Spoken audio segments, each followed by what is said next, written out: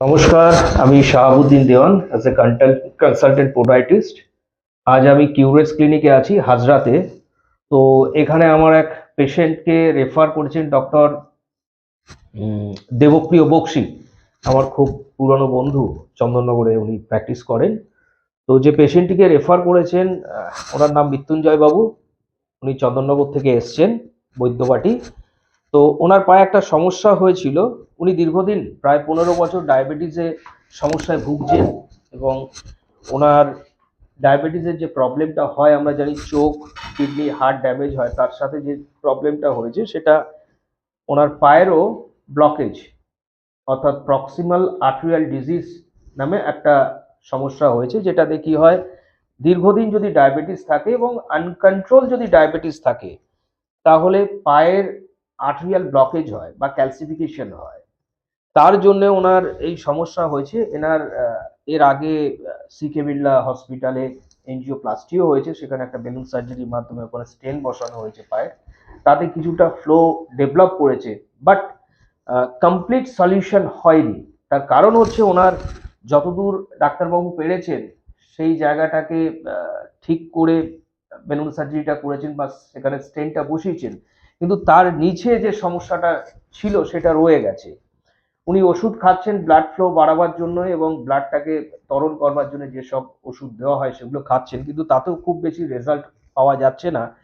আর একটা সমস্যা হচ্ছে, আপনাদেরকে দেখাই আমি, যে পায়ের নিচে এনার গ্রেট টোতে লেফট ফুটের এই আলসারটা ফর্মেশন করছে। তো এই আলসার ফর্মেশন করার কারণ হচ্ছে ওনার এখানে প্রেসার পড়ছে। কোনো কারণে ট্রেনে বা বাসে ওনার এই পায়ের উপর কেউ পা তুলে দিয়েছিল, তাতে একটা বোনের ফ্র্যাকচার হয়েছিল গ্রেট টোর।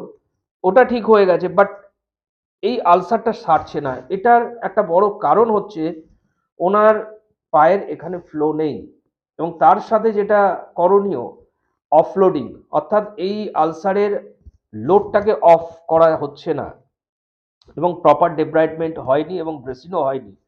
তো সেই কারণে এই ডায়াবেটিসের ঘাটাকে সারাতে পারছেন না। উনিও খুব বিভ্রান্ত। যাক, অনেক পরে আমাদের কাছে এসছেন, আমরা চেষ্টা করব। তো ওনার যে ট্রিটমেন্ট আমরা রাখছি, তো অ্যান্টি ব্লকেজ ড্রাগ চলবে, তার সাথে ইকোস্প্রিন চলবে।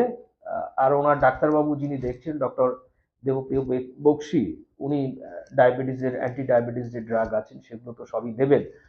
এর সাথে আমরা এটাকে প্ল্যান করছি হাইপারবেরিক অক্সিজেন থেরাপি দিয়ে এনার ব্লাড ফ্লোটাকে বাড়িয়ে দেওয়া। তো হাইপারবেরিক মানে হচ্ছে হাই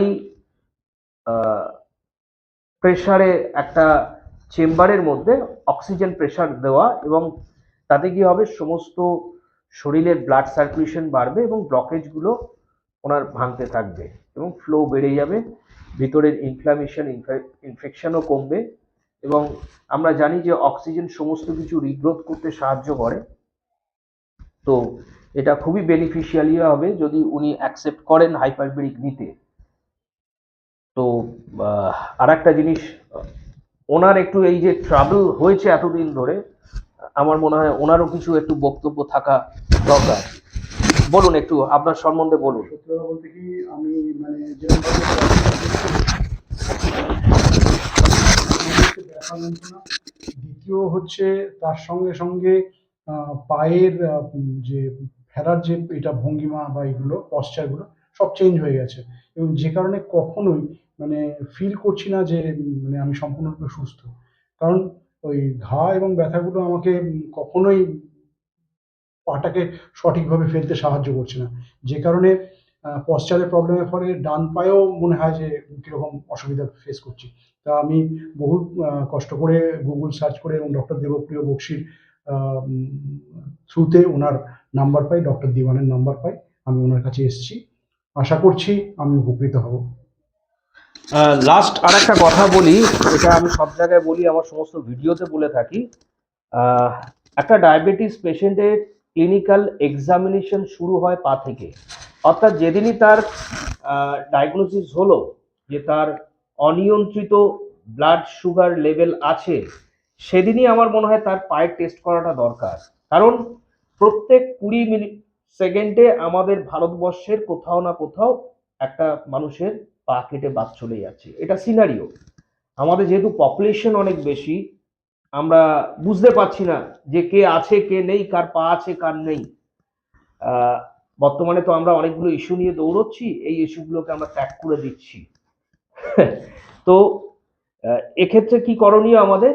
প্রথমেই একটা ডায়াবেটিস পেশেন্টের যখন ডায়াবেটিস ডায়াগনোসিস হলো, তার ডায়াবেটিস আছে, এই সাইলেন্ট কিলার অসুখটা তার শরীরে বাধা বেঁধেছে, সেদিনই তার পায়ের দুটো টেস্ট অ্যাটলিস্ট করা দরকার।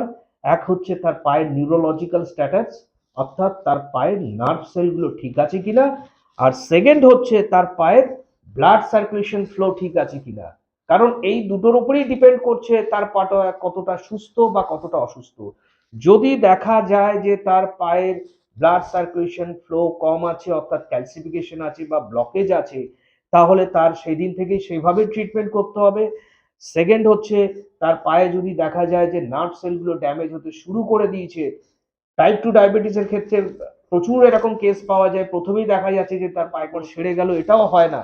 তো আমাদের দরকার অ্যাওয়ারনেস। অ্যাওয়ারনেস হলেই আমরা বাঁচাতে পারবো। একটা কথা আছে, প্রিভেনশন বেটার দ্যান কিওর।